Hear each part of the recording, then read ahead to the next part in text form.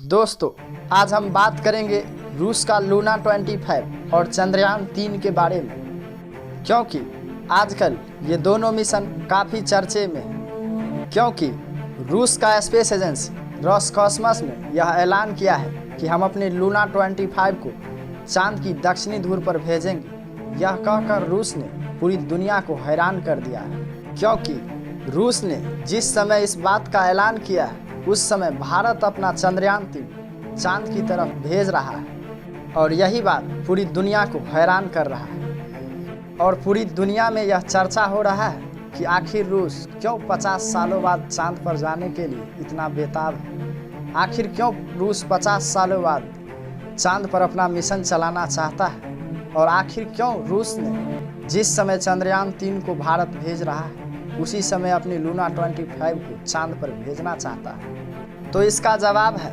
इसरो, और इसरो के वैज्ञानिकों को लगातार मिल रही सफलता से पूरी दुनिया में चांद पर जाने की होड़ मच गया है।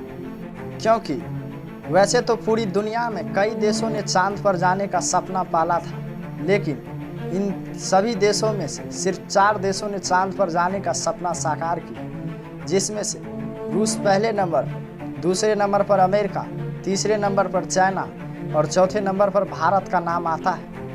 लेकिन अगर इसरो का चंद्रयान 3 मिशन सफल रहा तो पूरी दुनिया में भारत पहले नंबर पर आ जाएगा, क्योंकि इसरो चंद्रयान 3 को चांद की उस जगह पर भेज रहा है जहां पर दुनिया के कोई भी देश आज तक नहीं पहुंच पाया है।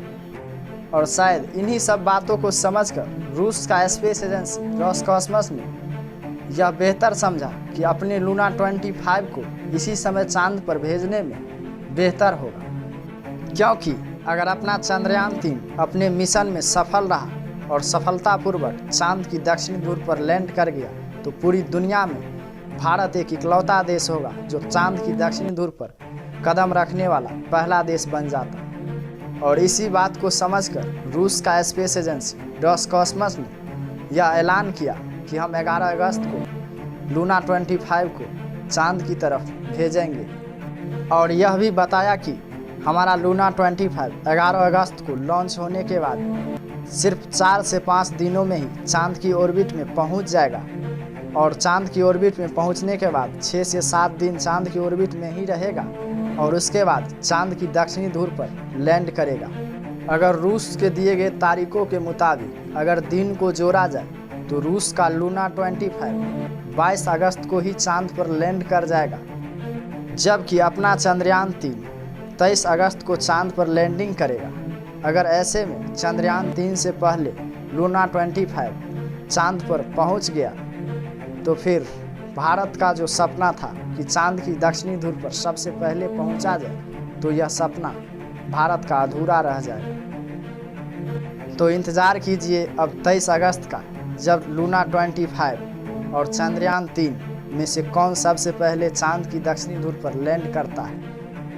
और तब तक आप लोग भी दुआ कीजिए कि अपना चंद्रयान 3 लूना 25 से पहले चांद पर लैंडिंग करे। तब तक के लिए जय हिंद, जय भारत।